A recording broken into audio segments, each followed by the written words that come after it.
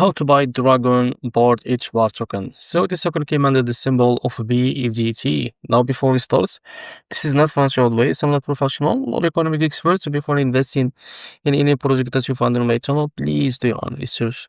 Now before going on by this token, make sure to check the X account and keep following the updates about this token. So one of these updates was what it is. I will just show you. So as you can see, this repost from or pinned post from the Mexc, as you can see. So if you click on it, as you can see, you will be able to see the BDT airdrop plus campaign is launched up. Join this share, as you can see. So now this pair, it will be listed on June 27, 2025, as you can see.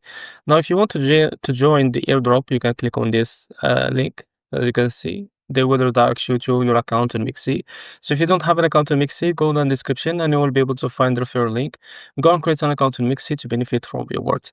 As you can see, you need to complete all of that steps to be able to join this airdrop. Now, as you can see, you can check this. So if you are a Jita code, just you can join the airdrop of that token on Mexc. So this is how to buy BDT token. If you found this video helpful, please like and subscribe. See you next video.